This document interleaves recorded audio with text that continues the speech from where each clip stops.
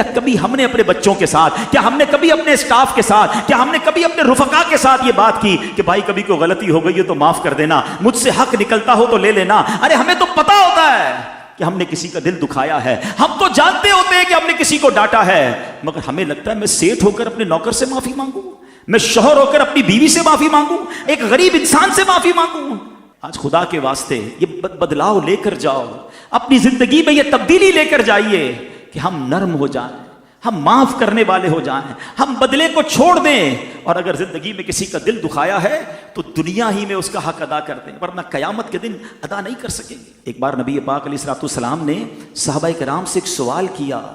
کہ بتاؤ مفلس کون ہے؟ حدیث کا خلاصہ ہے، اب میں یہی سوال آپ سے کروں کہ پور کون ہے، مفلس کون ہے؟ آپ بھی یہی جواب دیں گے، جس کے پاس پیسے نہیں وہ مفلس ہے۔ صحابہ نے بھی یہی رپلائی دیا، مگر نبی پاک نے جو اس کی انٹرپریٹیشن کی نا، امیزنگ۔ سنو، آقا فرماتے ہیں مفلس میری امت میں وہ ہے جو قیامت کے دن نماز، روزے اور زکوٰۃ لے کر آیا، اور یوں آیا، یعنی اس حال میں آیا کہ اسے گالی دی، اس پر تہمت لگائی، اس کا مال کھایا، اس کا خون بہایا، اسے مارا، یعنی اتنے سارے ظلم کر کے آیا ہے، لیکن روزے بھی ہیں، نمازیں بھی ہیں، زکوٰۃ بھی ہے، حج بھی ہے۔ اے سنو حاجیوں، اے روزہ داروں، نمازیوں، سنو، اگر دل ٹوٹ رہے ہیں، حق دبایا جا رہا ہے، حق تلفی ہو رہی ہے، لوگ آپ سے پریشان ہیں، آقا فرماتے آئے گا اس حال میں کہ نیکیاں بڑی ہیں مگر لوگوں کا دل بھی دکھایا ہے، مال بھی دبایا ہے، خون بھی بہایا ہے۔ آقا فرماتے وہ لوگ کھڑے ہو جائیں گے اور اللہ سے عرض کریں گے مولا ہمارا حق دلا۔ اچھا، اس قیامت کے دن پیسوں کا تو بیوپار نہیں ہوگا نا کہ کسی سے 5 لاکھ لیے ہوئے تو قیامت کے دن چیک بنا کے اسے دے دیں گے، اب نیکیوں کا کاروبار ہوگا، یعنی اب اس شخص کو، بندے کو اپنی نیکیاں دینی پڑ جائیں گی مظلوموں کو۔ حدیث میں آتا ہے ساری نیکیاں ختم ہو جائیں گی، حق لینے والے ختم نہیں ہوں گے، پھر کیا ہوگا؟ اب ان مظلوموں کے گناہ اس کے سر ڈالے جائیں گے، اور آخر کار فرمایا کہ اسے آگ میں پھینک دیا جائے گا، بیکاز لوگوں کے دل دکھائے ہوں گے، حق تلفی کی ہوگی۔ تو اے میرے پیارے اسلامی بھائیوں، یقیناً ہمیں نمازی بننا ہے، ہمیں روزے بھی رکھنے ہیں، ہمیں حج بھی کرنے ہیں، زکاتیں بھی دینی بہت ضروری، یہ فرائض ہیں،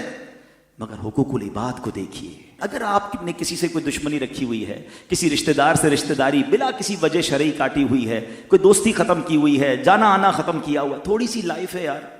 معافی کر دیں۔ شب قدر ہو، شب برات ہو، آپ جب پڑھتے ہیں کہ یہ مغفرت کی راتیں ہیں، اس پہ ایک لسٹ آتی ہے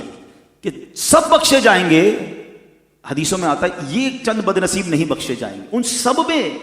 رشتہ داری کاٹنے والا ہوتا ہے۔ یعنی کتنا بڑا گناہ ہے کہ مغفرت کی راتوں میں بھی نہیں بخشا جاتا۔ کم از کم فون کر کے کوئی رشتہ دار ہے، کوئی دوست ہے، یار بس ختم کرو، دل ملا لیتے ہیں، میری طرف سے کوئی برا لگا تو معاف کر دینا۔ اچھا، ہو سکتا ہے آپ میں سے کسی کے ذہن میں خیال آئے کہ یار غلطی تو اس کی تھی، میں معافی کیوں مانگوں؟ کوئی بات نہیں، ہماری میمنی میں ایک جملہ کہتے ہیں نا، جو نمیوں وہ اللہ کے گمیوں۔ آپ جھک جائیے، آپ آگے بڑھ جائیے، ثواب کما لیجئے، دوستی کر لیجئے، پھر دیکھیں انشاءاللہ رب کریم کیسی رحمت فرماتا ہے۔ ایک حدیث پاک میں آتا ہے جس کا مضمون ہے کہ جو معاف نہیں کرتا اسے معاف نہیں کیا جائے گا، جو رحم نہیں کرتا اس پر رحم نہیں کیا جائے گا۔ ہم معاف کریں اس نیت کے ساتھ کہ اللہ میں نے تیرے بندوں کو معاف کر دیا، اے کریم تو تو سب سے بڑا معاف کرنے والا ہے، آج تو میرے گناہ معاف کر دے، پھر دیکھیں کیسے رحمت کی نگاہ ہوتی ہے۔